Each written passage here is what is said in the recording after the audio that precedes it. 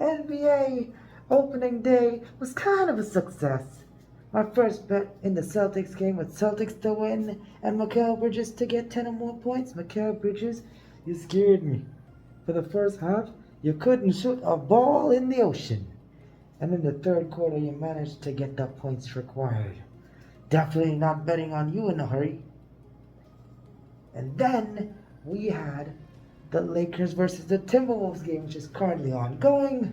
LeBron James has 1 assist, so I highly doubt he's going to get the 7. So I'm counting that one as a loss. Now, the ladder challenge, I don't know if you count that as a win. I mean, it was a win, right? It was fairly comfortable as a win.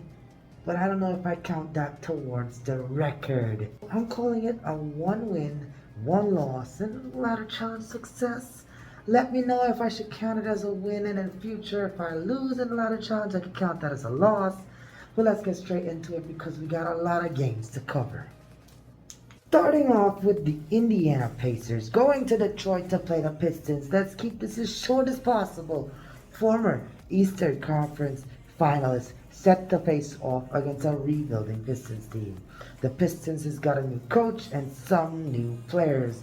J.B. Bickerstaff is a new coach, and they've also acquired Malik Beasley from the Bucks, good three-point shooter. Tim Hardaway Jr., meh.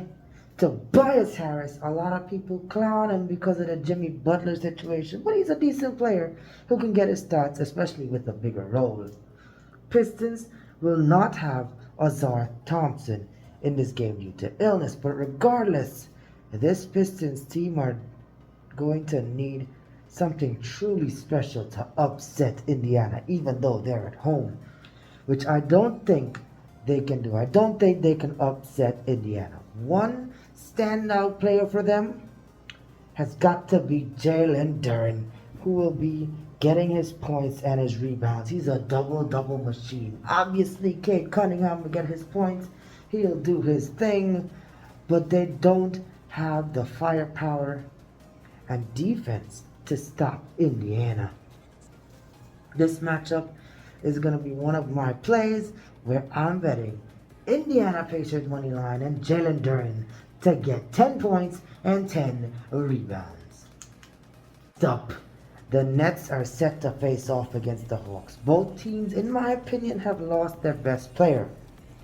The Nets, yeah, they have lost their best player. I know Mikal Bridges looked pretty trashy in that first half, but he was still their best player. The Hawks lost DeJounte Murray to the Pelicans as well. People would say it's Trae Young, but DeJounte Murray proved last season that he was just that guy. The chips are stacked way too high against the Nets in this one. Hawks are not only at home, but they're the better team with Trae Young, Zachary Shashai, Bogdanovich, and the Nets are going to struggle against that offense. So I think the Hawks are going to win, but there's no play on this one because the value is just too low. Next up is the Magic set to go to Miami and face the Heat.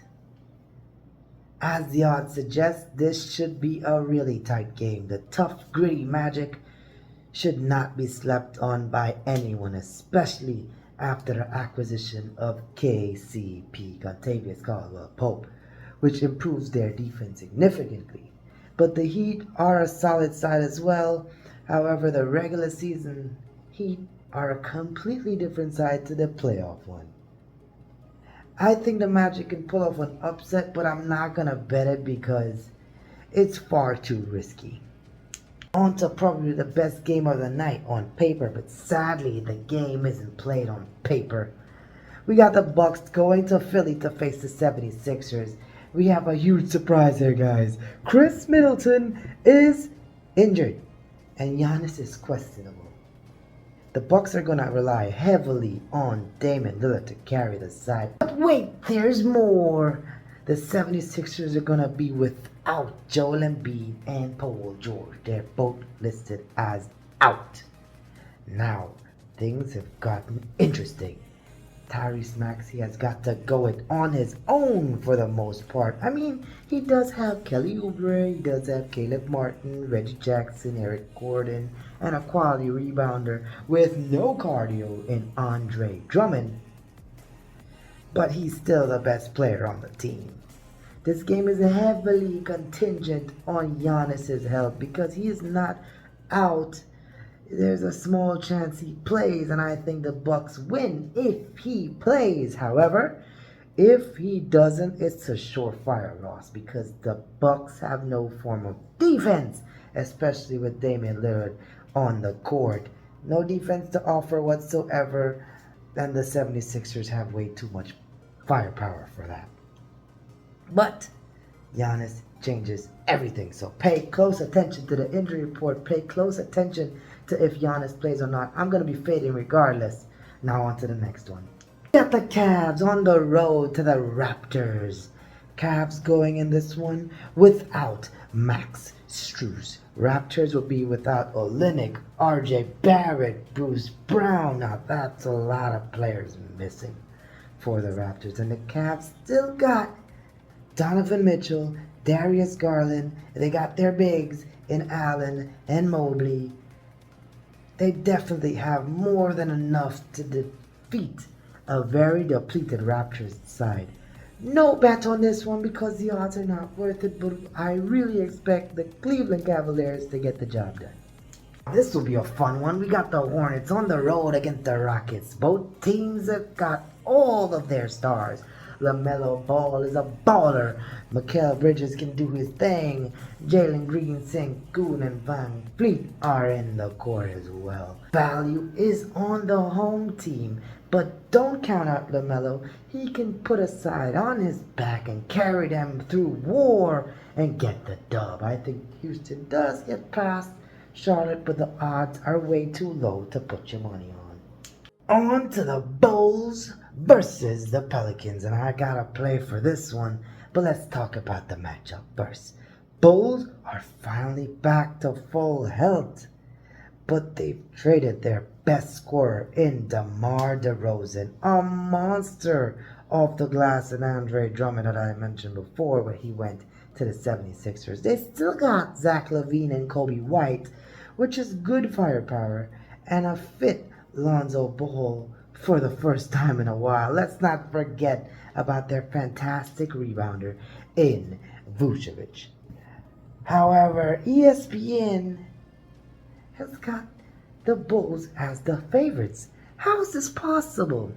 Well, they believe Zion Williamson and DeJounte Murray won't play the first game, but I think that they're going to make it. Trey Murphy is definitely not going to be playing the game. Most likely Alvarado misses it as well.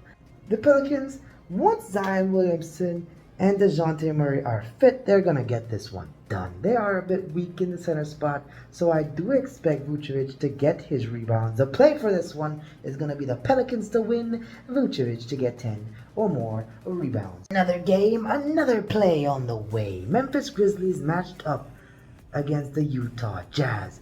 I really like the Memphis Grizzlies here, not only for this game, but for the season. They should have a really good one once their stars stay fit. Speaking of which, Jaren Jackson is listed as out. But rest assured, they have Ja Morant, Desmond Bane, Marcus Smart, and let's not forget my pick for Rookie of the Year, Zach Edey. That should be more than enough to get the job done. The play for me here is the Grizzlies to win money line with my boy Zach Edey getting 7 or more rebounds.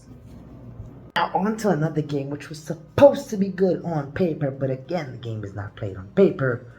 We got the Suns set to face off against the Clippers without Kawhi. Unfortunately, he just can't stay fit, and they're going to have to rely heavily on James Harden, Norman Powell, Terrence Mann to carry the weight.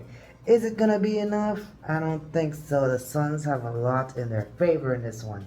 Not only are they playing a depleted Clippers team, but they've got KD, they've got Devin Booker, they finally got a real point guard in Tyus Jones. They got Yusuf Nurkic rotating with Plumlee, and they've also got Bradley Beal. What more would they need to beat a depleted Clippers? To me, they have absolutely no excuse.